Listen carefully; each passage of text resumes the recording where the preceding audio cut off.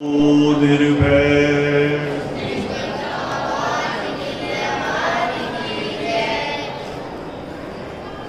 आधर्म प्रेमियों जय वाल्मीकि। आज का वाल्मीकि योगामृत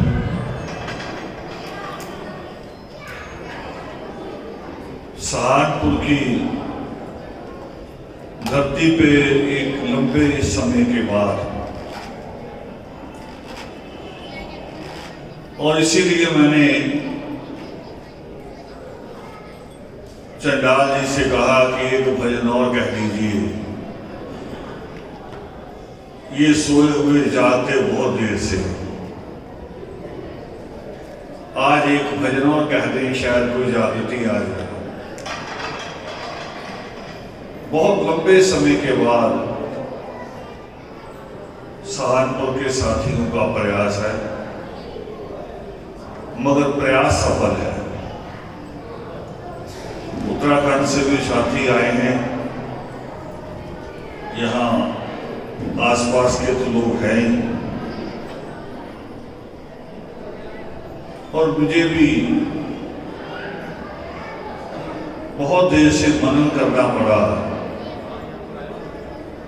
कि मैं आप लोगों के बीच में कौन सी बात करूं। फिर आप लोग मिल रहे थे मुझसे यहां मंच पे आके, बच्चे भी आ रहे थे। कुछ बेटियों ने फोटो खिंचवाते हुए कहा कि सिर पे हाथ रख दो। आदर भाव वो एक रिश्ता है तो कोई बात नहीं, सिर पे हाथ रखा जा सकता है। मगर ये सोचे अगर कि ये जो यहां आके बैठा है, इसके हाथ में कुछ है, सिर पे रख देगा और हम पास हो जाएंगे, दुख दर्द दूर हो जाएंगे। जो भी मन में सवाल है, इच्छाएं हैं, बहुत सारे लोग ऐसा सोचते हैं। मगर मैं आप लोगों से कहूं, जो सच है कि इस हाथ में कुछ नहीं होता, इस हाथ में कुछ नहीं होता, और इस हाथ में बहुत कुछ हो सकता है। दो बातें कही हैं मैंने अभी कि इस हाथ में कुछ नहीं होता। आप सोचो कि आप पास हो जाओगे। दुनिया में सबसे ज्यादा जो शिक्षा में डिग्री वो किसने ली थी? किसने ली सबसे ज्यादा डिग्री? बाबा साहब भीमराव अंबेडकर ने। अगर मेरे हाथ रखने से आप पास होते तो पहले मैं आपके सिर पे हाथ थोड़ी रखूंगा, अपने रखूंगा। बाबा साहब का रिकॉर्ड टूट जाएगा? ऐसे टूट सकता है? नहीं। देखो, जवाब आपके पास है। मैंने असल में जो भी अंतिम भजन कह रहे थे चंडाल जी, जय वाल्मीकि बोलो जय वाल्मीकि, इसमें छुपा है ज्ञान हकीकी। मैंने आपको वहां लेके आना है। हम वाल्मीकि कहलाते हैं। मैंने अभी थोड़ा दिन पहले अपने फेसबुक पे लिखा था कि अपने अपने दिल पे हाथ रख के पूरी ईमानदारी से सब अपने आप के साथ, मुझे नहीं चाहिए जवाब, अपने आप के अपनी आत्मा को जवाब दो कि आपकी आस्था, आपकी श्रद्धा सृष्टिकर्ता वाल्मीकि दयावान के साथ है। या उनके साथ है जिनकी मन्नतें आपको डराती हैं? आपको जो डराते हैं, डराते देवी देवता नहीं है, डराते जो आपकी बस्तियों में रहते हैं महंत, सियाना, भगत, कई नाम है उनके, डराते वो है। हम लोग आमतौर पे कहीं जाते हैं, पानी नहीं अच्छा लगा, पेट खराब हो गया, होता कि नहीं होता? कई जगह जाके ऐसे हो जाता है। मगर एक बहू आती है जो अपना मायका छोड़ के आती है, और मायका छोड़ने का उसका तरीका भी देखो कैसा है। बड़ा भारी भरकम सा सूट पहना देती है उसे, अब तो और नकली पहनाती है। पहले तो सूट बकायदा मामा लाते थे, नानी लाती थी, और उस सूट को कई बड़े बुजुर्गों का हाथ लगवाया जाता था। कभी कभी तो वाल्मीकि अनंत में मत्था टिकवाया जाता था, ताकि हमारी बेटी का जीवन बढ़िया हो। और अब जाके दुकानदार से किराए पे लेके आते हैं, किराए का सूट, फिर शादी कैसे होगी वो पहनाते हैं, ऊपर से किराए का जेवर भी। करे पूरी वो फिल्म में जो होती ना, स्टार प्लस में और दूसरे जो सीरियल में होते हैं, पूरा उतना सा जचा होना चाहिए। झूठ के साथ क्यों जी रही है? आपको भी पता है, अब तो जो दूसरे देखने वाले उनको भी पता कि ये नकली है, पता नहीं भरम किस में है। और वो सारा कुछ करके, और फिर वैसे शुद्ध बुद्ध मरी होती उस लड़की की। हर कोई आता है मायके वाले में, पहले कोई उसके सिर पे हाथ रख रहा, छोटे से कमरे में सब रिश्तेदार घुसे जा रहे उसे, सिर पे कोई हाथ रख रहा है, कोई आके पान खाए हुए और तो चूम रही है, खाना उसे कोई नहीं पूछ रहा। वो ऐसे बेहाल पहुंच जाती है ससुराल। और उससे अगर मान लो कहीं बदहजमी हो गई, उल्टी आ गई, चक्कर आ गया, कोई नहीं सोचता कि 2 दिन से इसकी हालत क्या है। सीधे कह रहे भक्त को बुलाओ, जरूर कोई गलती हो गई। भी गलती हमारे से होती है। आपका मुख्यमंत्री आज आया हुआ सहारनपुर में, भगवे कपड़े वाला है ना, भगवे कपड़े वाला है ना, वो जब मुख्यमंत्री बना, बताओ उसने कितने सुअर काटे? बताओ मुझे, कोई न्यूज आई हो कि उसने इतने मुर्गे चढ़ाए, इतने बकरे चढ़ाए? किए किए कि नहीं किए? और दूसरी बात, गरीब आदमी अगर किसी को देगा भी तो क्या दे देगा? हमसे क्यों मांगने आती है देवी? पीर हमसे नाराज क्यों है? ये यहां से शुरू कर रहा हूं, यहीं से। आपको लगता है भक्तों के हाथ में कुछ है, वो कुछ करेंगे? कुछ नहीं करते, बल्कि कई बार हत्या करते हैं। कई बार वो आग सी लगा के, धुआं कर करके, चिमटे मार मार के कई बार बच्चों को मार देते हैं, और हम कुछ नहीं करते। और देखो उल्टा रिवाज, जब तक ये बूढ़ी होती हैं और दादियां बनती हैं, तब तक भक्तों की सच को समझ जाती हैं। दादी के अपने घुटनों में दर्द हो तो डॉक्टर के पास जाएगी, बच्चा बीमार हो तो भक्त को ले आएगी। ये कैसी बेईमानी है? बताओ, ये सच है कि नहीं है? अपने घुटनों को लेके किसी भक्त के पास गई है आज तक?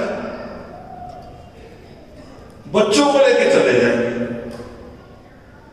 दुनिया में बेटा जी समझ लो, ये हॉल ऊपर एक फोटो लगी है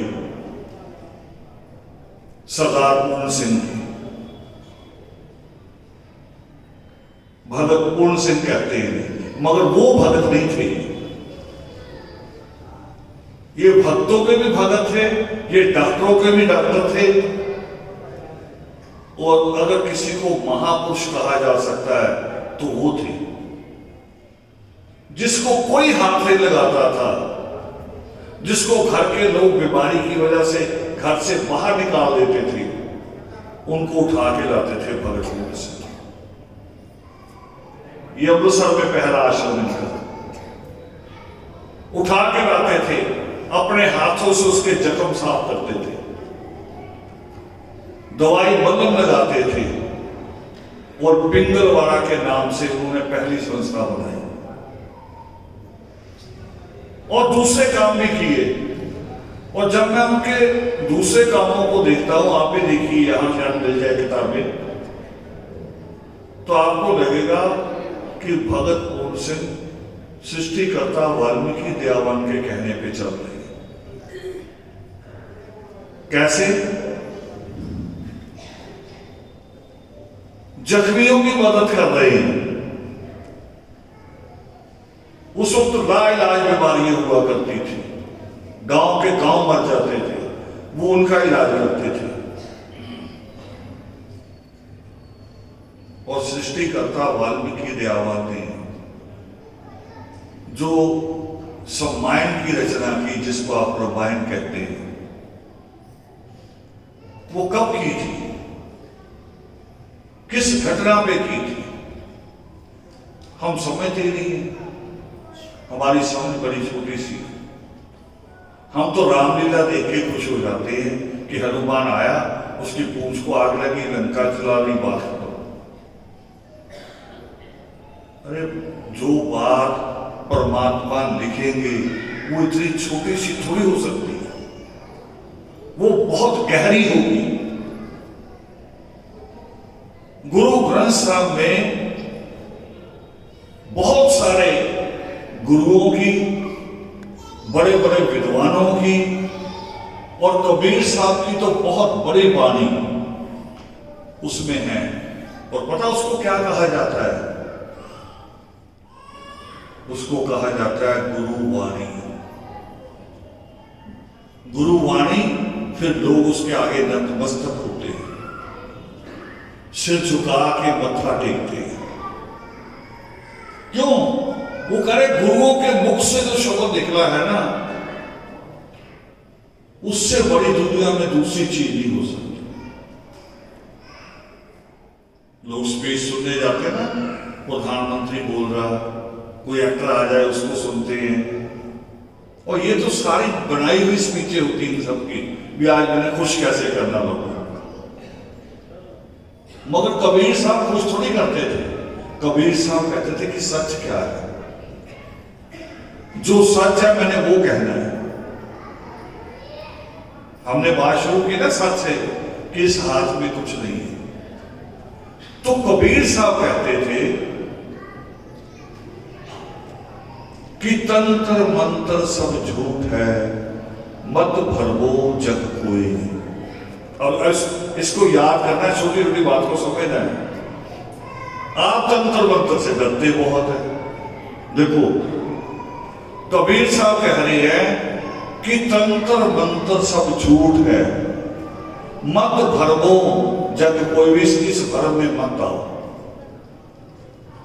सार शब्द जाने बिना कागा हंस न। मगर हम पढ़े भी जा रहे हैं, और ये इतनी बड़ी साइंस है हमारे हाथ में। दुनिया की सारी किताबें इसमें मिल जाएंगी, सारी किताबें। उसके बावजूद भी हमारा जो ध्यान है, हमारा जो दिमाग है, वो डरा हुआ है। और डर सबसे बुरी चीज है। सृष्टिकर्ता वाल्मीकि दयावान से भारद्वाज ने पूछा था एक बार, जब वो ज्ञान लेने के लिए गए, और जब और बता दूं, भारद्वाज ब्रह्मा का पोता था मगर बच्चा नहीं था।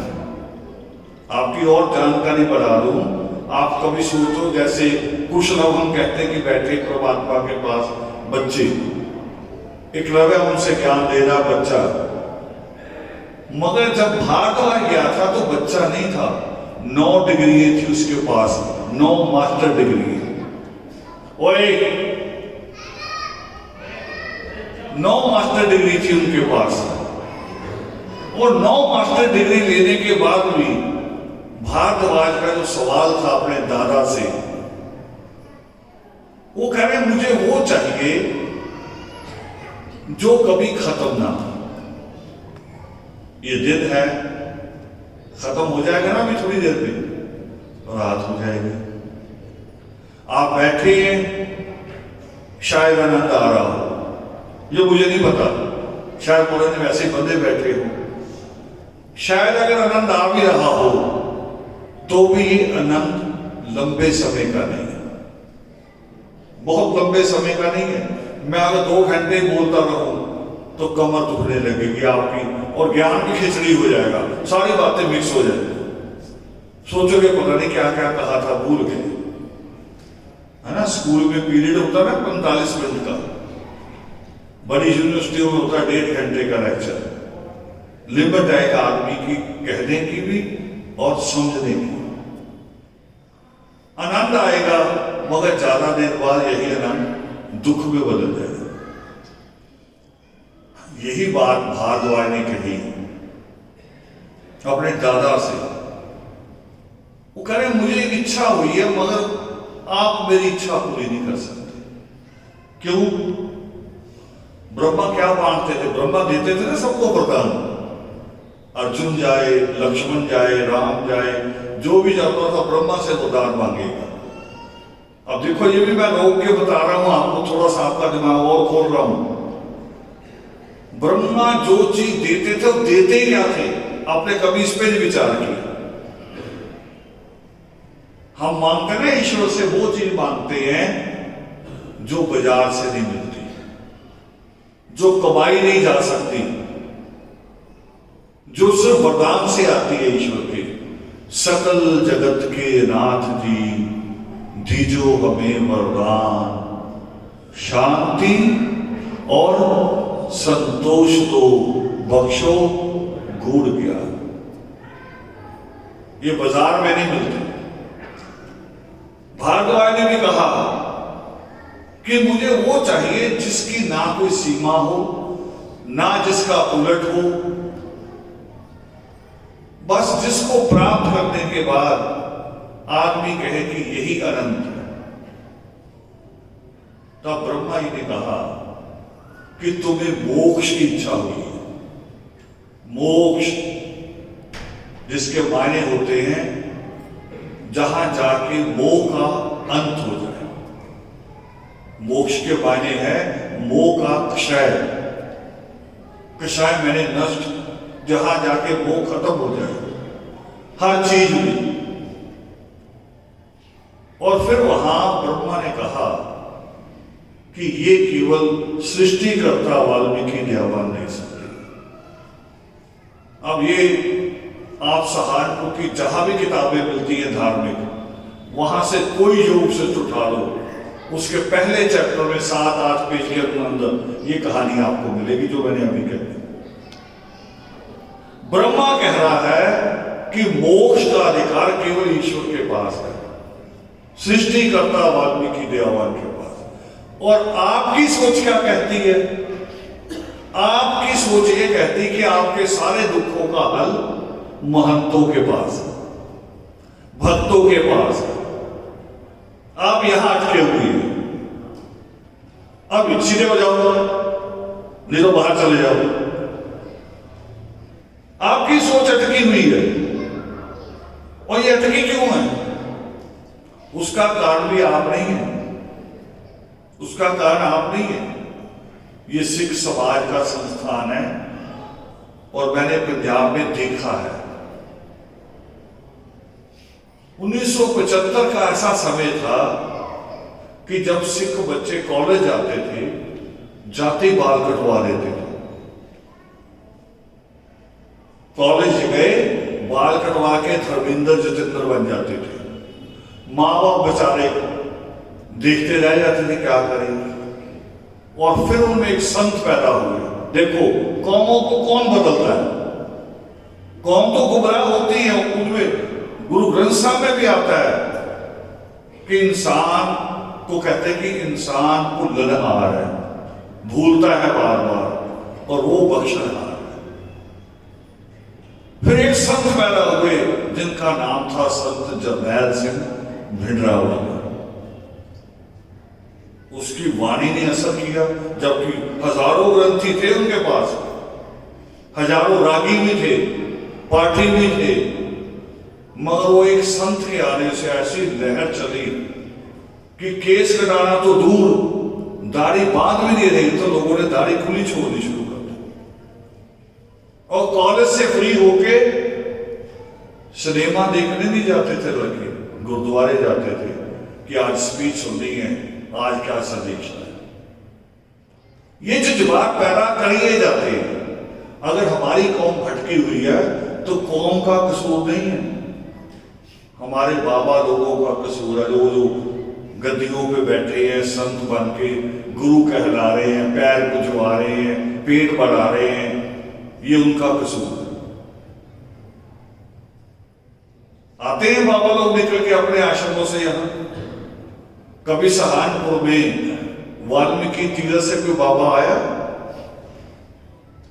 हरिद्वार से, करकल से कोई बाबा आया? जब आएगा नहीं तो कौम तो मेरी गुमराह हो ही जाएगी। आपकी क्लास में टीचर ना आए, आप पास हो जाओगे? फेल होना है ना, उसके बाद अगर टीचर नहीं आएगा। हम इसलिए फेल हैं। और अब ये प्रयास है, ये छोटे छोटे बच्चों का, सहारनपुर की टीम है, ये छोटे छोटे बच्चे, शमी की कितनी उम्र होगी? ये करा एक नंबर देखो। और आज नहीं, आज से कितने साल हो गए तुम्हें लगे हुए? 16-17 साल। कितनी उम्र रही होगी? ये लोग जो घरों में हैं, जो अपना परिवार भी पाल रहे हैं, वो समय भी निकाल रहे हैं, समय भी निकाल रहे हैं। किस लिए? कि मेरी कौम जो बरसों से गुमराह है वो ठीक हो जाए। सृष्टिकर्ता वाल्मीकि दयावान से जब भारद्वाज ने ज्ञान प्राप्त किया तो भारद्वाज का एक सवाल था कि दुनिया में सबसे बड़ा पाप कौन सा होता है? और ईश्वर का जवाब था, हम सोच सकते हैं कि जिसने मुझे गाली दी वो बड़ा पाप, जिसने मेरी पीठ पे खंजर मारा वो बड़ा पाप, हम ऐसे सोच सकते हैं। मगर ईश्वर का जवाब क्या क्या था? सृष्टिकर्ता वाल्मीकि दयावान का जवाब क्या था? वो हृदयगर्भ वाल्मीकि दयावान कहते हैं कि किसी के मन में भय पैदा कर देना ये सबसे बड़ा पाप। मैं एक थोड़े दिन पहले वो एक झूला टूटा ना गुजरात में, पुल, सैकड़ों लोग मर गए। उसके बाद पुराने पुलों को मैं देख रहा था, कितनों को जिनको बने हुए 100-200 साल हो गए खड़े हैं। उन्हीं में ऐसा पुल भी देख रहा था जो जमीन से 1 किलोमीटर ऊपर है, जमीन से नदी के नीचे, उसके तल से 1 किलोमीटर ऊपर, और 1 किलोमीटर को आप ऐसे आंख से सीधा नहीं देख सकते। और वो कमाल किसका है? अब ये देखो, यहां आना मैंने, वो कमाल किसका है? वो कमाल है किसी हाथ का ही है। उस हाथ वाले कौन कौन है? मजदूर से लेके इंजीनियर, मगर बाबा नहीं है। बाबा नहीं है, मजदूर से लेके इंजीनियर। अभी फसलें कटी, आपकी आंखों में चुभन होने लगी। जब फसल कटती है, हवा चलती, चुभन, फिर वायरल फैल जाता है। बरसात होती है तो कॉलरा आ जाता है, उल्टियां लगती हैं। कौन ठीक करता है? असल में कौन ठीक करता है? अखबारों में किसका नाम आता है? अखबारों में आता है समाज सेवाओं को ठीक करो, डॉक्टर बढ़ाओ, हॉस्पिटल बढ़ाओ। अखबारों में कभी यह आया कि बाबा बढ़ाओ? आया है? एक और बाबा भी ऐसे हैं, ईसाइयों के पादरी। ईसाइयों के पादरी भी ऐसे ही बकवास करते हैं। यही कहते हैं किसी के घर आएंगे, ऐसे ऐसे देखेंगे दो लोग। आपके रिश्तेदार भी होंगे, पूछना उनसे जब पादरी आया तो क्या करता है? पादरी, पास्टर, जो भी उनका आता है, ऐसे देखेगा घर को। और क्या कहते हैं उनको? मुझे एक बच्चे का फोन आया, वो कह रहे पादरी ने आके कहा है कि आपके घर में बुरी हवा है, कोई बदरू है जिसको आप भूत कहते हैं। मैंने कहा उसे कहो कि अभी 5 मिनट पहले नहीं था, हमारे घर में कोई बदरू नहीं थी, तुम जैसे ही अंदर आए तो बदरू है, और असली बदरू तो तुम ही हो। क्या जवाब दिया था सृष्टिकर्ता वाल्मीकि देवान ने भारद्वाज को?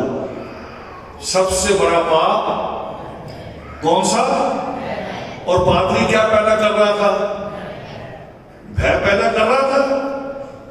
भूत प्रेत बेटा होते नहीं है।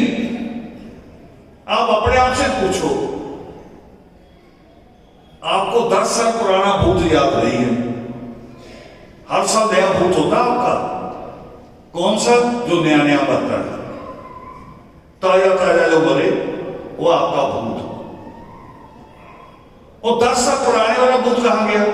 आदमियों की आबादी गिनी जा रही है कि 6 अरब हो गए, तो भूत कितने होंगे? इसका मतलब बताओ, भूत कितने होंगे? आप तो सहारनपुर में है, हमारे यहां भी है ऐसा। जब पाकिस्तान बना तब ज्यादा हुआ। पाकिस्तान बनने के बाद कई लोगों ने जो उधर से आए, उन्होंने कब्रिस्तानों पे कब्जा करके मकान बना लिए, कब्रिस्तान के ऊपर। कोई भूत नहीं आया, कोई कब्र से पड़ा हुआ बोला भी नहीं, वे मेरे ऊपर ही पिलर खड़ा कर दिया है। लोगों ने मकान बनाया बैठे, और हमें पता ही नहीं। जब मां गोमती का बेटा कनौज गाय के सींग से उसकी मृत्यु हो गई, मां गोमती ने जिद पकड़ ली ईश्वर की कि मेरा बच्चा जिंदा करो। तो जानते ईश्वर का जवाब क्या था? वो करे उसको उस जगह पे रख दो जहां कोई मरा ना हो। है कोई जगह ऐसी जहां कोई ना मरा हो अभी तक? हमें पता ही नहीं कौन सा शहर आज आबाद है, कर वो बर्बाद है।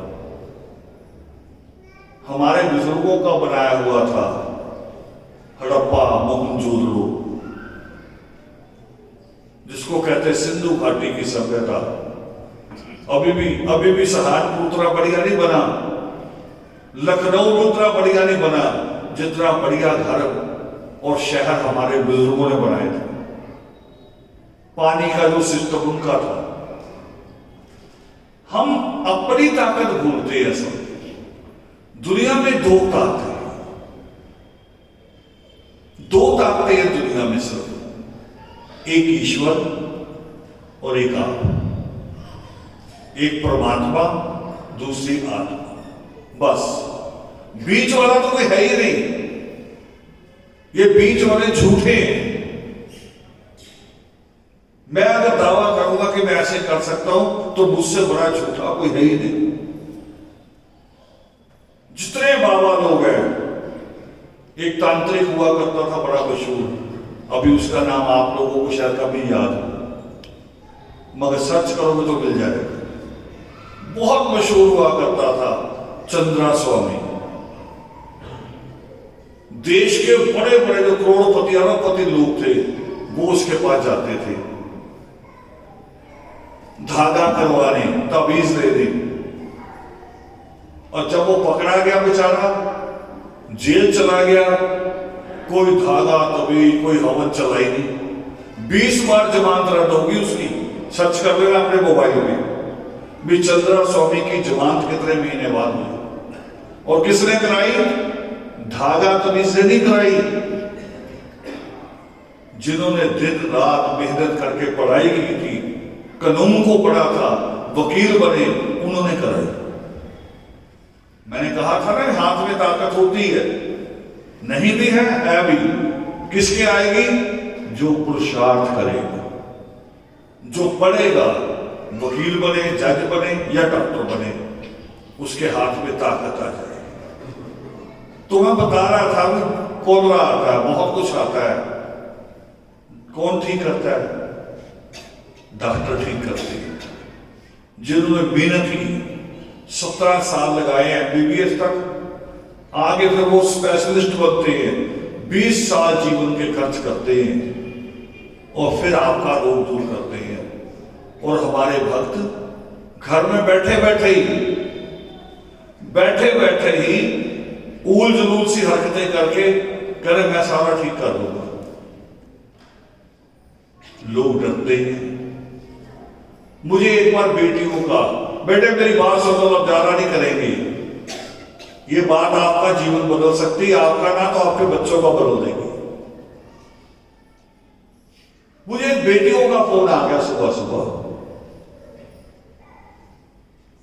घबराई हुई, 6:30 बजे फोन आया सुबह। मुझे भी डर लगा भी सुबह सुबह क्या बात होगी। वो कह रहे जी हम घर से उठे हैं, कमरा साफ किया, आंगन साफ किया और जैसे बाहर का दरवाजा खोला तो इतना सारा सिंदूर पड़ा है। सिंदूर ये जो आप मांग में भरती है। तो मैंने कहा इसमें क्या है? पानी की बाल्टी मारो, बात खत्म। ना ना ना करें, आपको आप कुछ बताओ हमें। ये तो अच्छा भी भाई उठे नहीं, क्योंकि भाई हमारे उठते ही बाहर जाते हैं, टिकते नहीं घर पे। तो मैंने कहा उससे क्या होता? करे वो टच हो जाता, इसको जो टच करेगा मर जाएगा। देखो मैंने कहा, और ये ज्यादा डरती को ना औरतें, और इनको ये नहीं पता भी सिंदूर यहां लगा के घूमती गई, और अगर टच करने से आदमी मर जाए सिंदूर के, मिट्टी में पड़े सिंदूर से, जो मिट्टी में पड़ा है, और यहां तो साफ है ना, यहां फिर तो जब आदमी शराब पी के आए ना तो कह रहे ठीक हो जाए, टच कर दूंगी। बताओ होगा कि नहीं होगा? है तो होता है, होगा कुछ नहीं होना। उसने यही से बाल पकड़ देंगे, सिंदूर वही रह जाए। ये निकाल दो दिमाग से, ये वहम है, आपको वाल्मीकि धर्म से दूर ले जाते हैं।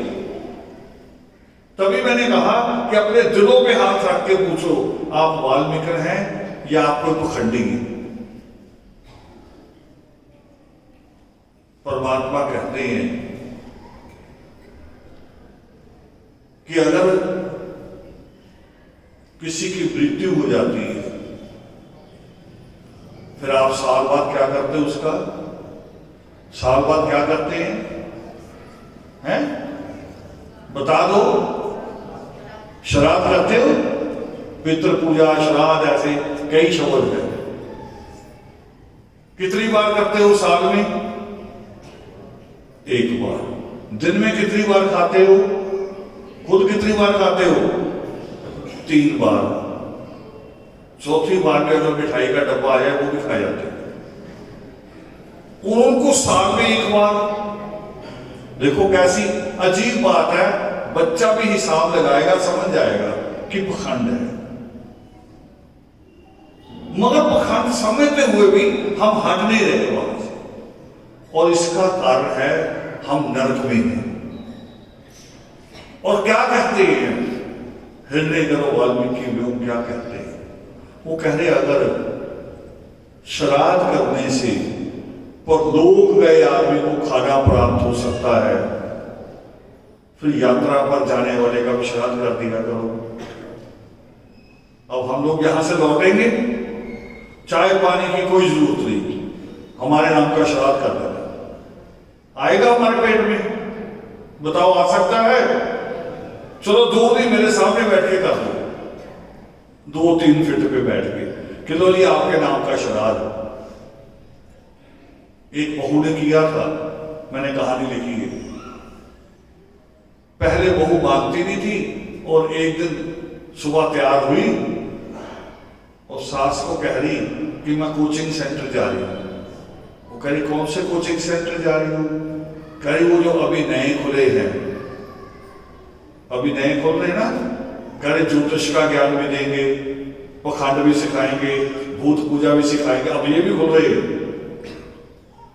क्योंकि भगवे कपड़े वालों की सरकारें आ गई, सारे पखंड होने हैं। उसकी सास कह रही तू क्या सीखेगी? कह रही मैं श्राद्ध करना सीखूं। वो कह रही श्राद्ध तूने क्यों करना है? तुम्हें क्या हुआ? कह रही मेरा पति दुबई में है, इतनी गर्मी पड़ती है, दिन रात मेहनत करता है, पता नहीं रोटी खाता कि नहीं खाता, अच्छी मिलती कि नहीं मिलती, मैं ताजी रोटी बना के श्राद्ध किया करूंगी, उसको मिल जाएगा। सास ने जूता उठा दिया, ऐसे कैसे मिल जाएगी? देखो पता है सास को कि नहीं मिल सकती, मगर पखंड करेंगे, हटते नहीं हम उससे। इससे बाहर आने की जरूरत है इन पखंडों से। अब मैं सीधी बाई बोलने लगा। भारद्वाज का पहला सवाल क्या था? भारद्वाज का पहला सवाल था कि सबसे सर्वोत्तम समय कौन सा है? सर्वोत्तम समय क्या जवाब है उसका? सर्वोत्तम दिन, सर्वोत्तम दिन। और जवाब ये किसने दिया कि आज ये सृष्टिकर्ता वाल्मीकि दयावन ने पूछा भारद्वाज ने कि सबसे सर्वोत्तम दिन कौन सा होता है। और अब आपको देखो, परमात्मा ने तो जवाब दिया आज ही। आपका देखो, बच्चे आपके, जन्म आपने दिया, पाला आपने, चलो जैसे उल्टे टेढ़े पाले, उनकी शादी का दिन पूछे जाते पंडित से, पंडित ने क्या योगदान है उसमें? बताओ क्या योगदान है पंडित का? उससे पूछ के शादी करेंगे। अब याद करो, आपकी जब शादी होती है उन दिनों बच्चों के पेपर आए होते हैं। बताओ होते हैं कि नहीं होते? होते। तो फिर बच्चे पढ़ेंगे कि शादियों में नाचते फिरेंगे?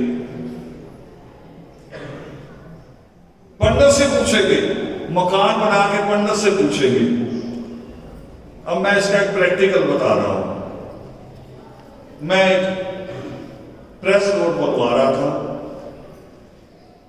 और प्रेस नोट के नीचे नाम लिखे जाते ना भी हमारी मीटिंग में कौन कौन शामिल हुए। जब वो नाम लिखने की बारी आई, बेटे बिठाओ, जब बारी आई तो वहां नाम आ रहा विक्की दिवांतक, शमी शंभू, फलाना राक्षस, फलाना दानव। अब वो था बिहार का झा पंडित होते बिहार के, जो टाइप कर रहा था। वो थोड़ी देर ऐसे सिर को घुमाने लगा, चोटी तो नहीं थी उसकी, और वही उसी जगह घुमा रहा था। कह रहे ये मैंने पहली बार नाम सुने हैं। मैं कहा ये बहुत शुभ है आपके लिए, हमारे लिए तो हमारे बुजुर्ग हैं, मगर तुम्हारे लिए बड़े शुभ है। कह रही वो कैसे? मैंने कहा कभी मकान बनाया या बनते हुए देखा? किसी की फैक्ट्री, किसी की दुकान, घर बहुत बार देखी है। तो मैंने कहा जब बनते एक मुखोटा सा टांग देते हैं बाहर की तरफ, आपने भी देखा है, टांगा भी होगा। मैं कहूँ किसका होता है? कह रहा राक्षस का होता है। तो मैं क्यों टांगते हो? अभी तो तुम्हें नाम बुरे लग रहे, क्यों टांगते हो? कह रही उसको टांगने से बुरी नजर नहीं लगती। सोचो, मैंने कहा लोहे का एक पतरा सा, उसको काट कूट के तुम बना के कहते हो राक्षस का, उसके एक छोटे मुखौटे से बुरी नजर नहीं लगती। अगर राक्षस खुद आ जाए तो सोचो कितना पवित्र होगा, उसका कितना प्रभाव होगा, कितनी आभा होगी उसकी। कह रहा जी आपने तो सब उल्टा कर दिया आज। मैंने कहा कृष्ण का क्यों नहीं टांगते भी? राम का टांग लो, मना थोड़ी किया है, खुद ही टांग रहे हो। महात्मा रावण का पुतला बना के आग लगाएंगे, फिर भाग के जाएंगे उसकी लकड़ी उठाने, पुतले की लकड़ी। करे जिस घर में रहेगी वहां बुरी हवा नहीं है। अब सोचो अगर महात्मा रावण खुद आ जाए, उनके पैरों की मिट्टी मिल जाए तो वो कितनी पवित्र होगी। ये खोलो दिमाग को, आप बातों से खोल रहा हूं मैं। अब भारतवाय का दूसरा सवाल, सबसे उपयुक्त समय, सबसे उपयुक्त समय अभी। असल में जवाब क्या था ईश्वर का? उनको का जवाब था कि जब तुम्हारे मन में कुछ अच्छा करने की इच्छा पैदा हो जाए, जिस वक्त तुम आलस छोड़ने को तैयार हो जाओ, हिम्मत करने को तैयार हो जाओ, पुरुषार्थ के लिए तैयार हो जाओ, तुम्हारे लिए वही दिन, वही समय सबसे उत्तम है। किया था ना ऐसे पखंडों के खिलाफ गुरु नानक देव जी ने भी, यही हरिद्वार में सारे पंडित पानी दे रहे थे, किधर को?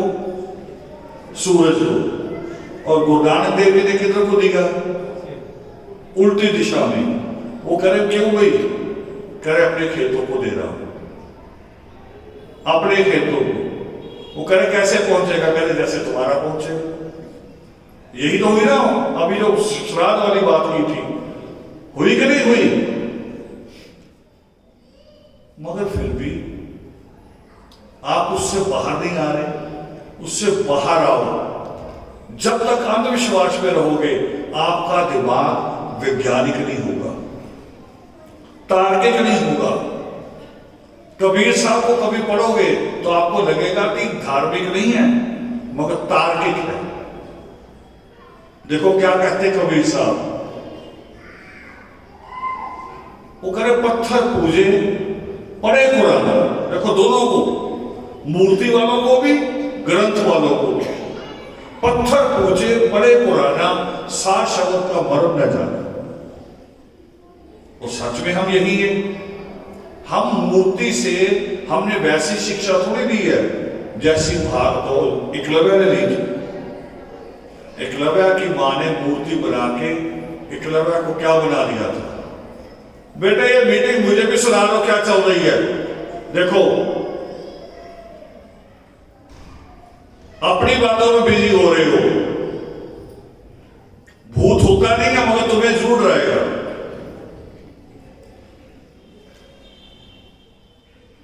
अब वो क्या कह रहे हैं?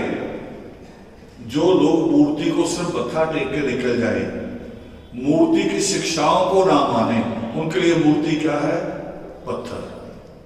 और जो गुरु ग्रंथ साहब को भी पढ़े ना, माने ना, सिर्फ मत्था टेक के निकल जाए, उनके लिए क्या है? एक किताब, इससे ज्यादा कुछ भी नहीं। और हो रहा है, पखंड भी करते हैं लोग, मूर्ति के साथ भी करते हैं, ग्रंथ वाले भी करते हैं।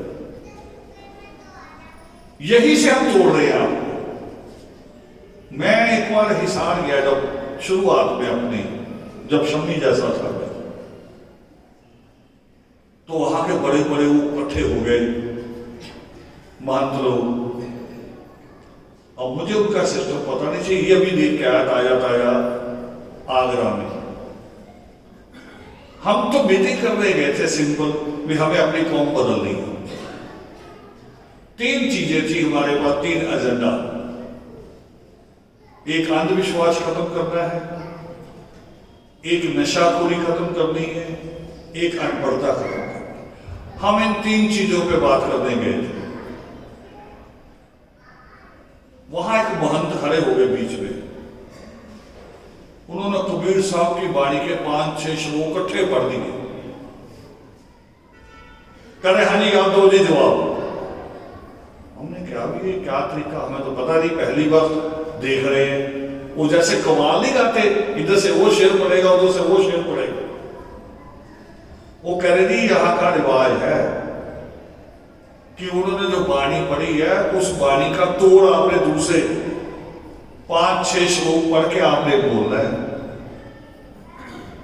मैं हाथ जोड़ के खड़ा हुआ और मैंने उनसे कहा भी हमने तो कबीर साहब का एक श्लोक पढ़ा है, अभी उसी पे अटके हुए हैं, आगे बढ़ ही नहीं रहे।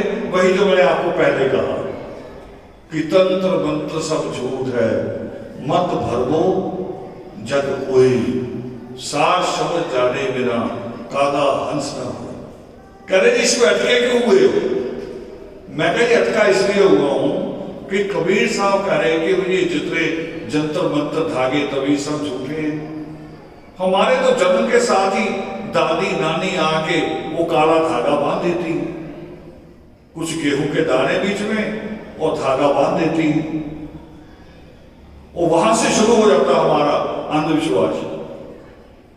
तो मैं इसलिए अटका हूं कि जब तक इसे तोड़ते नहीं अगला श्लोक मैं क्यों पढ़ूं, पहले एक को पूरा करेंगे फिर उसके आगे बढ़ेंगे। और जब आगे बढ़े तो अब मैं वही कह रहा हूं कि आपको धार्मिक नहीं लगेंगे, आपको लगेंगे क्रांतिकारी, तर्क करते हुए क्रांतिकारी ज्यादा। गुरु नानक देव जी ने भी बोला श्लोक, मगर गुरु नानक देव जी बड़ी मीठी भाषा में बोलते हैं। अब आपकी दूसरी समस्या पे आ रहा हूं, वो जो आप करवा चौथ का व्रत रखती है, किसके लिए? आदमियों की उम्र बढ़ जाए, और आदमी कहता है कि मुझे तो शराब पी के नशे करके ही मरना है, कैसे उम्र बढ़ा दोगे? दूसरी और बात, तर्क की बात कह रहा हूं, ईश्वर किसी के साथ ऐसा बुरा ना करे, मगर अगर हो जाए, मां बाप में से किसी एक की मृत्यु हो जाए, दिमाग पे सोच के जवाब देना। बच्चों को मां पाल सकती है कि पिता? आप भी बताओ, मां पाल सकती है कि पिता? मां। तो फिर करवा चौथ तो आपको रखना चाहिए, उम्र किसकी लंबी होनी चाहिए? मां की। फिर करवा चौथ कौन रखे? इसको कहा गुरु नानक देव जी ने गुरु ग्रंथ साहब में, वो करे अन्न ना खाए दे दुख दीजे, बिन गुरु ज्ञान तृप्त न पीजे। वो करे अन्न ना खा के केवल देह को दुख है, आत्मा की तृप्ति नहीं होती, उसकी संतुष्टि नहीं होती। अब भारद्वाज भूखा थोड़ी रहा था, भारद्वाज परमात्मा को कहा कि मेरे सवालों का जवाब दो, जवाब मांगा ईश्वर से। भूखा रहता तो मर जाता, बुद्ध मरने लगे थे, मरने ही लगे थे, बस 1-2 दिन में मर जाते अगर मां सुजाता वहां ना आ जाता। मां सुजाता ने कहा तेरे सवालों का संबंध तेरी बुद्धि से है, पेट से नहीं। तू पेट को कष्ट दे रहा है, सवाल बुद्धि की है। तू पहले खाना खा, जिंदा रहेगा तो तेरे सवाल जिंदा रहेंगे, तेरे सवाल जिंदा रहेंगे तो जवाब भी मिल जाएगा। तू मर जाएगा तो कुछ भी नहीं। अब जो बात गुरु नानक देव जी बड़े मीठे तरीके से कहते हैं, मगर कबीर साहब लठ लेके कहते हैं। कबीर साहब को कहते हैं ना कि कबीरा खड़ा बाजार में लिए लो काठी हाथ, वो सच में लाठी लेके। क्यों? क्योंकि ये अंधविश्वास, ये भूत पूजा, ये नरक का जीवन कबीर साहब के अपने समाज का था, हमारा था। किसी का बच्चा हम देखे लड़ते हुए उसको वैसे हटा देते, बेटे हट जाओ। मगर हमारा बच्चा लड़ रहा हो तो मारोगे उसके कान पे कि नहीं मारोगे? तो कबीर साहब उसी तरह से बात करते हैं। वो करे छोड़ अन्न करे पखंड, ना ये सुहागन ना ये रंग। करे पखंड होता और कुछ भी नहीं होता। असल में कुछ और भी होता है जहां कबीर साहब नहीं देखते। असल में ब्राह्मण का और बनिए का कारोबार होता है। मैं बस में जा रहा था एक बार, तो कुछ जान पहचान के लोग चढ़े, जय वाल्मीकि हुई, उनके पास इतना बड़ा टोकरा फ्रूट का। मैंने कहा उनकी शादी शुदी रखी है, कहाँ जा रहे हैं? कह रहे नहीं जी शादी तो हो गई है लड़की की, तो शादी के बाद लड़की का पहला करवा चौथ आया, उसके लिए जा रहे। मैं कभी इतना फ्रूट करवा चौथ, यानी व्रत का मतलब होता भूखे रहना, तुम उसका व्रत रखवाने जा रहे हो क्या तुड़वाने जा रहे हो? समझ से बाहर। तुम्हें तो कुछ भी नहीं ले जाना चाहिए, तुम टोकरा भर के ले जा रहे हो। वो कह रही आपने तो अभी टोकरा देखा, हमारे सूटकेस नहीं देखे, उसमें नया सूट उसका भी, उसकी सास का भी है, उसकी जो नंदे हैं उनका भी है, जेठानी का भी है, और जो दादी इस दुनिया में नहीं है उसका भी है। देखो मरे हुआ का सूट भी ले लेते हैं, दादा के लिए करे और कुछ तो टावली दे जाओ, मरा है कोई नहीं, मुंह तो वो भी पूछेगा, मगर देने कौन जाएगा? ये फैसला नहीं किया किसी ने। व्रत रखने के लिए नए सूट की क्या जरूरत है बताओ? नित्रे में आता है श्लोक, पाना आत्म ज्ञान गर अडम्बरो खाका काम, एक कोना ही बहुत है बस करने को दे। उसके लिए नए सूट की क्या जरूरत? महावीर जब निकले थे ईश्वर की तलाश में, उनके तन के कपड़े उतर के फट के उतर गए थे, बरसातों से निकले, गर्मी से निकले, मिट्टी धूल से निकले, आखिर में कपड़े फट फट के उतर गए, एक भी कपड़ा तन पे नहीं बचा। मगर महावीर को ये नहीं पता लगा कि मैं नंगा हूं, क्योंकि वो ध्यान कहां था उसका? ध्यान वहां था ईश्वर पे, जिसकी तलाश में निकले थे। हम जितने भी धार्मिक रिवाज करते हैं, पहले नए कपड़ों पे जोर देते हैं, भी नए कपड़ों से ईश्वर का क्या संबंध? जब ईश्वर के पास से हम आते कपड़े पहन के आते हैं, बताओ? और जब जाते तब कपड़े पहन के जाते हैं। एक कफन ही है ना, कोट पैंट तो नहीं पहना होता।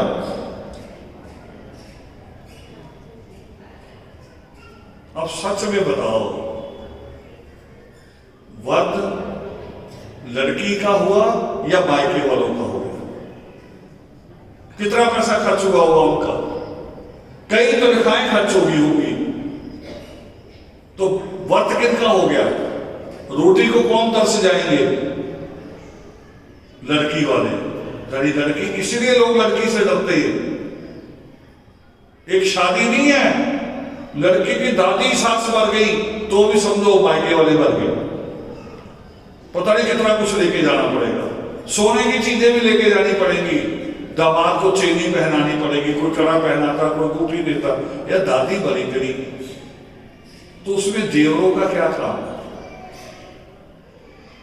आज सोने की क्या कीमत है? आज कितनी है? 50 मान लो, 2 तोले सोना कितना हो गया? 1 लाख। अब मैं क्यों बोल रहा हूं ये सारी बातें? ये पैसा जब बच जाएगा आपके पास तो मुझे थोड़ी मिलेगा। अब मैं क्यों बोल रहा हूं? अब वहां आ रहा हूं, मैं कह रहा हूं बच्चों को पढ़ाओ, फिर माँ बाप के फोन क्या आते हैं, कह रहे रावल तो ऐसे बोलता है, तो उसे क्या पता पढ़ाई इतनी महंगी है, कहां से पैसे लाए। अब मैं बता रहा हूं कितनी महंगी है। पंजाब में एक नया रवाज शुरू हुआ, शायद इधर भी बच्चों में आ गया हो, कनाडा जाएंगे, इंग्लैंड जाएंगे पढ़ने, +2 के बाद ही तैयार हो जाते हैं। कितना पैसा खर्च होता पता? 15 से 20 लाख। 15 से 20 लाख, और वो भी 1 साल की फीस, 1 साल की। अगली वो वहां कमाते हैं, कोई कारें धो रहा है, कोई कुछ कर रहा है, बड़ी मुश्किल से कोई होटल पे बर्तन मांज रहा है, वो पैसे कमा के फिर वो फीस देते हैं। अब मैं अच्छा तरीका बता रहा हूं, आसान। देखो कितना सोना गिना हमने, 50,000। बेटी जब हमारी +2 कर ले और मेडिकल से कराओ, और बच्चे एक बात बताने लगा हूं, बिना वजह कहेंगे साइंस ना थोड़ी सी, मैं उसमें थोड़ा सा मुश्किल है मेरे लिए। मुश्किल नहीं है, आपको टीचर आपके दिमाग में मुश्किल डालता है। बताओ जब 10 नंबर का पेपर होता है ना हर हफ्ते टेस्ट होते हैं ना MST, वो 10-20 नंबर के टेस्ट में नोट किया करो उस वक्त मैथ में कितने नंबर है। 10 में से 6-7 आते हैं, बताओ आते हैं? जिसके आते हाथ खड़ा करो, 6-7 ही। और 7 नंबर भी 10 में से कितने हो गए, कितने % बने? 70%। बताओ कमजोर है बच्चा, मगर टीचर कहता तेरे लायक नहीं है।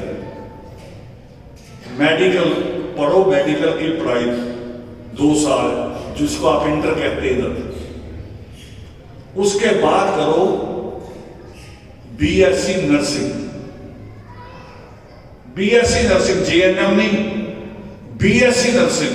और उसका खर्चा जो पंजाब के प्राइवेट कॉलेजेस में है, साल की 75,000 रुपये फीस है, 1 साल की। 2 तोले सोना कितने का है? 1 लाख का। और वो आपकी माओ ने, दादियों ने बनाया हुआ होता है, वो आपकी 10 साल की उम्र से बनाना शुरू कर देती है। होता कि नहीं होता? बता दो। और 2 तोले सोना बेच के लड़की की एडमिशन करा दो, अगले साल ही देनी पड़ेगी पैसा। स्कॉलरशिप आती है, वो फीस ऐसे ही उगती रहती है, उतनी ही आएगी, 75,000 फीस नहीं देनी पड़ेगी 4 साल, उसी में बच्चे पढ़ जाएंगे। पंजाब में BSc नर्सिंग की जो सरकारी मुलाजिम है, उसकी तनख्वाह है 80,000 रुपये महीना। साल की फीस कितनी लगी थी? 75,000। महीने का उसे कितना मिलेगा? 80,000। और जो बच्चे विदेश जाने की जिद करते हैं ना, इंग्लैंड, अमेरिका में इंडिया की BSc नर्सिंग की सबसे ज्यादा डिमांड है। उनका 15-20 लाख नहीं लगेगा, उनकी टिकट भी उधर से आती है। अब ये मेरा कहना है, ना मानो, बिल्कुल ना मानो। अब दूसरा आपका कहना कि ना जी, ये शर्त आपने कहना शादी के लिए इकट्ठा किया, अभी तो 2 तोले है, और करेंगे, नहीं तो ना कट जाएगा। अब मेरे एक सवाल का जवाब दे दो, सारी जितनी भी यहां मां बेटियां बैठी है, ईमानदारी से, आपका जो गहना आपको मायके वाले पहनाते हैं, 6 महीने से ज्यादा किसी का बचा? देखो बेटियां, छोटी बेटियां कह रही है नहीं, जिनकी भी शादी नहीं हुई, पता है इनको अपनी दादी का मां खा सकता, 6 महीने से ज्यादा नहीं बचता। और अगर इनको BSc नर्सिंग करा दोगे, उसे कोई बेच खाएगा? तरीका है, आपने अपनाना क्या करना है। ईश्वर ने आके आपको सीधी थैली नहीं पकड़ानी, किसी को नहीं पकड़ाई। ईश्वर ने आपको बराबर पैदा किया है। बताओ, आज जो आपके ऊपर राज करते हैं भारत में, जो लोग भी हैं, चाहे जोगी हो, चाहे मुलायम सिंह का परिवार हो, उनके कितने हाथ हैं? कितने हाथ हैं उनके? और आपके भी 2, उनके भी 2। और जिन्होंने हमारे ऊपर 200 साल राज किया अंग्रेजों ने, उनके कितने हाथ हैं? उनके भी 2, आपके भी 2। समय कितना होता है सबके पास? 24 घंटे उनके पास, और आपके पास कितने हैं? 23 तो नहीं है, 24 पूरे हैं ना। 24 घंटे में वो लोग पढ़ते भी हैं, स्कूल भी जाते हैं, सुख दुख में भी जाते हैं, खाना सब चीजें एडजस्ट करते हैं। और आप कहते हो समय नहीं है। समय तो बराबर है, जीवन भी बराबर, जीवन बराबर नहीं होता, समय बराबर होता है। हर किसी को 24 घंटे मिले, 1 सेकंड भी फालतू नहीं किसी के पास। और हमारे देश की बेटी कल्पना चावला, उसको भी 24 घंटे मिले थे। आप ग्रहों से डर जाते हो, पंडित आपको कहता आपका मंगल खराब है, आपका शनि खराब। और कल्पना चावला कौन सा काम करती थी? उसकी रिसर्च क्या थी? वो ग्रहों को देखने जाती थी कि ये कितने खराब है। आप क्या था, फर्क क्या था? आपके मनों में खौफ है, डर है, जिसको सृष्टिकर्ता वाल्मीकि देवाल कहते हैं सबसे बड़ा पाप। उसके मन में खौफ नहीं था। यही करने की जरूरत है। फिर दोबारा कह रहा हूं कि दुनिया में दो ही ताकतें हैं, एक आत्मा, एक परमात्मा। आज आप इस हॉल में बैठे हैं, भले सिख समाज का है और मिले भी आके बहुत अच्छे तरीके से मिले, मगर अगर बाबा साहब भीमराव अम्बेडकर ना होते, आपको सत्संग करने की इजाजत मिल सकती थी? नहीं मिल सकती। पावन वाल्मीकि तीर्थ का निर्माण हुआ ना बादल परिवार के समय में। मैंने उनको भी कहा, मैं उनकी खबर लेने गया तो मैंने उनसे बात की। मैंने कहा जरूर आपने बनाया है, और ऐसे नहीं भी जैसे सरकार पैसा दे देती, बस हर हफ्ते देखने जाते थे क्या काम हुआ और कैसे हुआ। कोई काम ठीक नहीं तो दोबारा करवाते थे, मेरे सामने करवाइए यही काम भी, ये ऐसे नहीं हो रहा।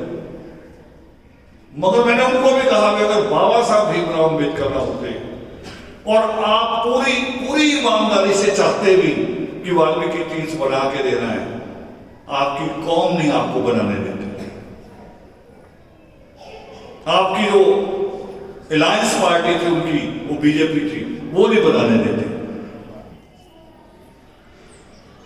और बाबा साहब भीमराव अम्बेडकर को कौन सी मां ने पैदा किया? और बार बार ये करनी असली, किस मां ने पैदा किया?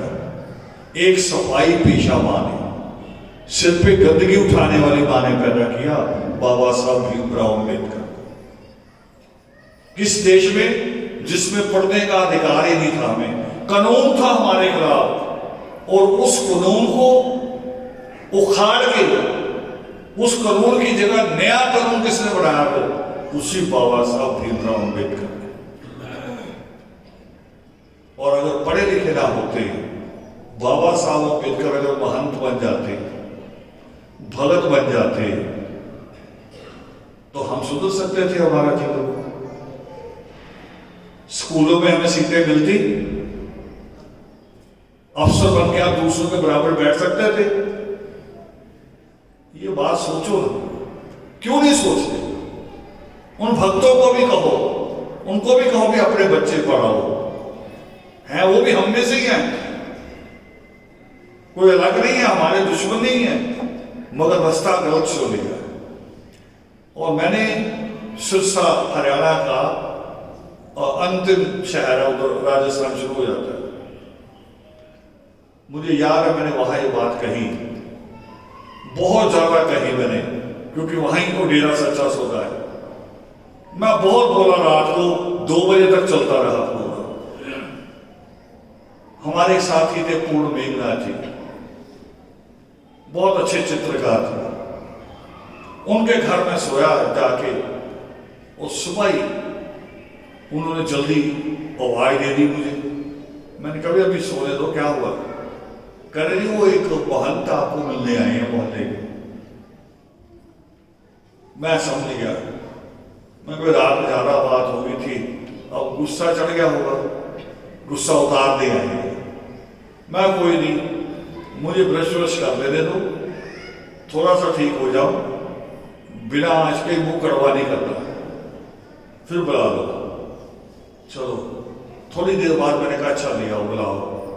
मैं उठ के बैठ गया।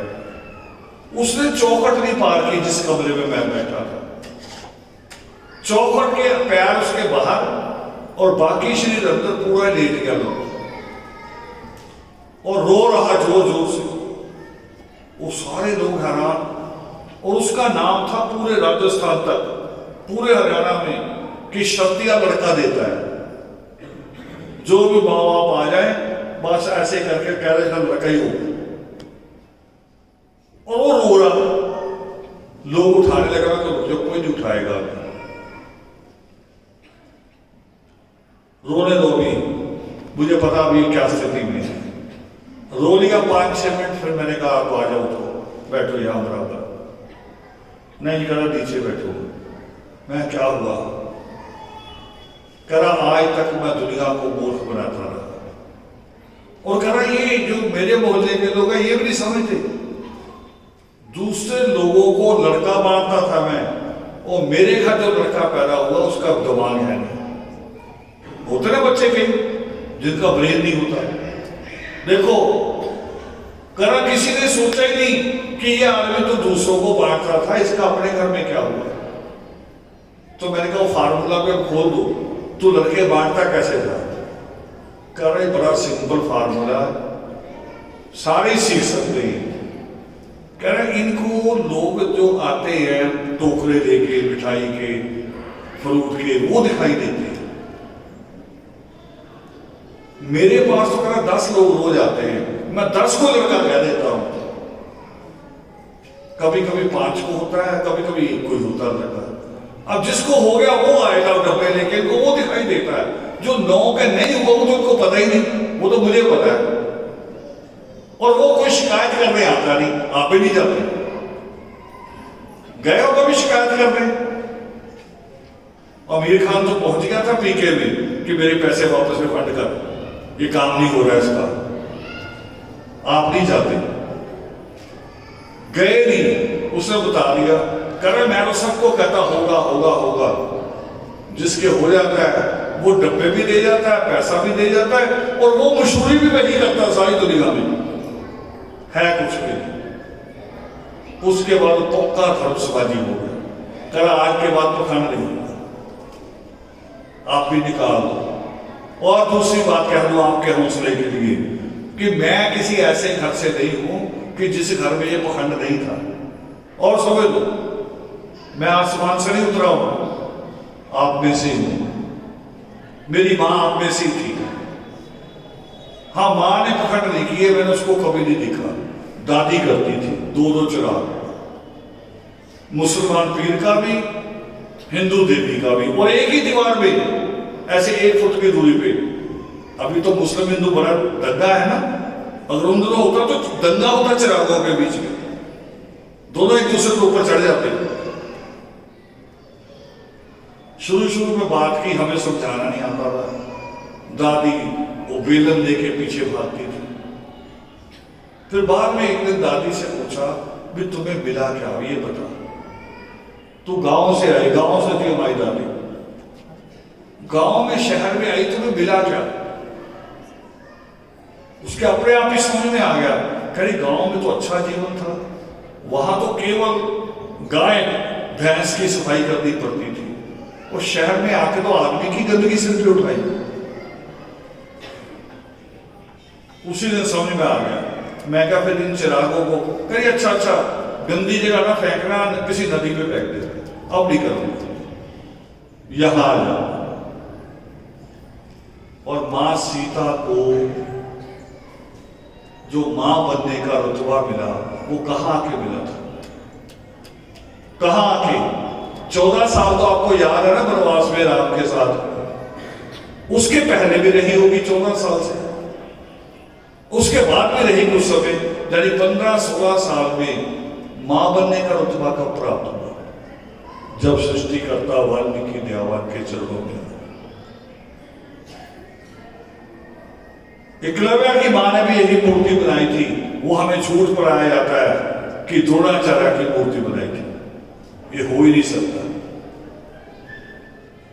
तो बेटे, ना आप मुझसे अलग हो ना मैं आपसे अलग। हमारी भाषाएं अलग अलग हो सकती हैं, मगर हमारे दुख एक है, समस्याएं एक है, और हमें उनको बदलना है।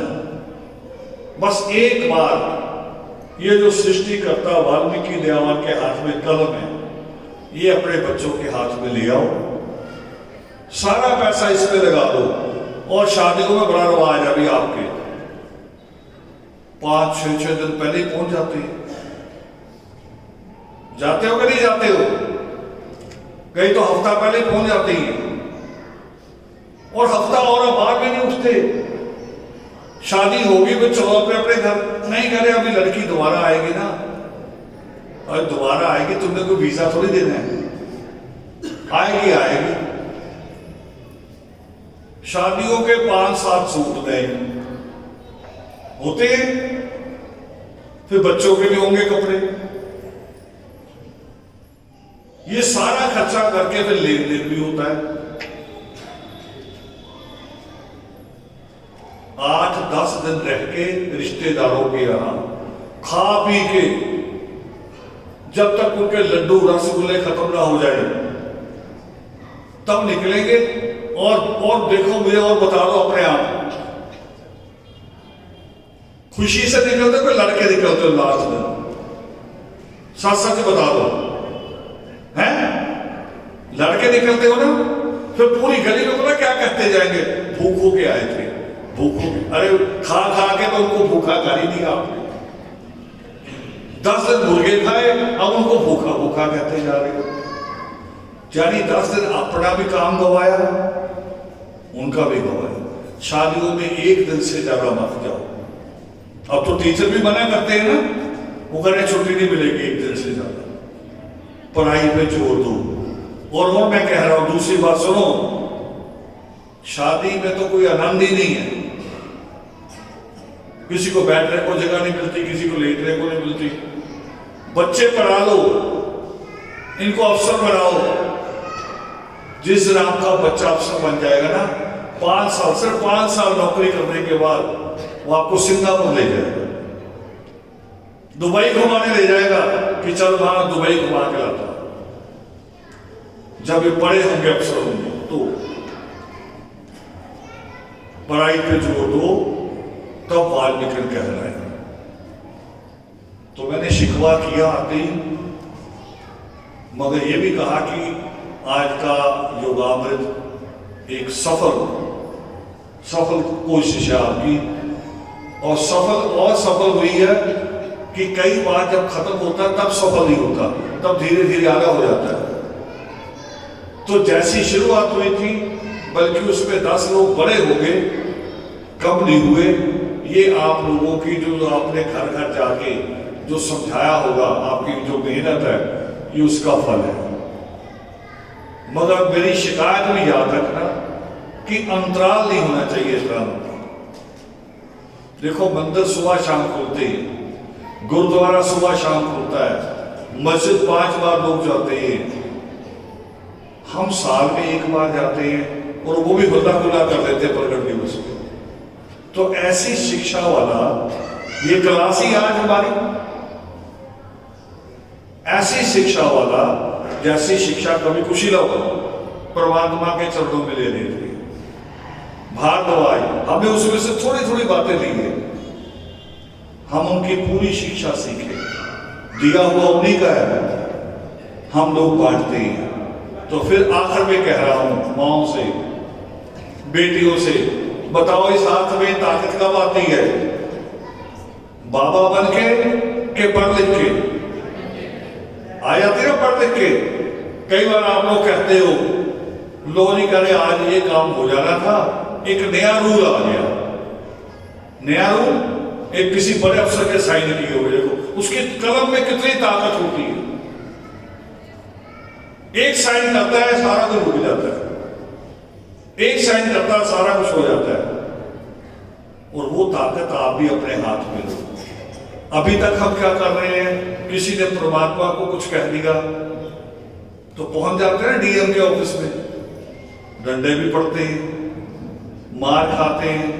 मगर जिस दिन आपकी बेटी डीएम बन के बैठी हो, वहां डंडे पड़ेंगे, चल के जाना भी नहीं पड़ेगा, आपको तो फोन करना पड़ेगा कि बेटे ऐसा कुछ आया है, और वो कहेगी कि बाबा आपको आने की जरूरत नहीं है, आपका दोषी सुबह तक जेल में होगा।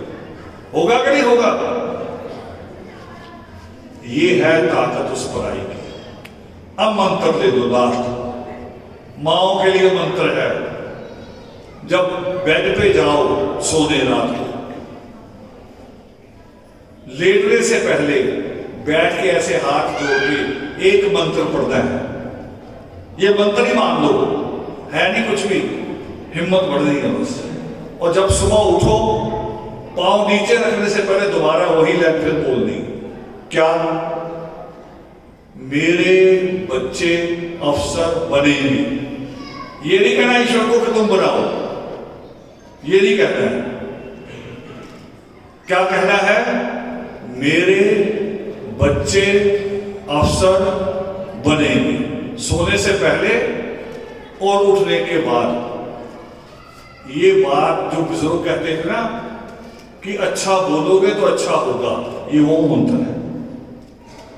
अच्छा बोलोगे, जिसको क्या कहते हैं फिल्मों में, बी पॉजिटिव कहते हैं ना, बी पॉजिटिव। और ये लाइन पॉजिटिव है कि नहीं है? क्या बोलना है? अब बोलो मेरे साथ, मेरे बच्चे अफसर बनेंगे। थोड़ी जोर से आए आवाज, अपने आप बोलो, मैं नहीं बोलूंगा। शुरू करो, मेरे, बस दुनिया की कोई ताकत रोक नहीं सकती, क्योंकि ये बात सृष्टिकर्ता वाल्मीकि देवान ने कही है। करे आप पुरुषार्थ करो, 3 लोगों का ऐसा कोई पदार्थ है जो आपको ना मिला।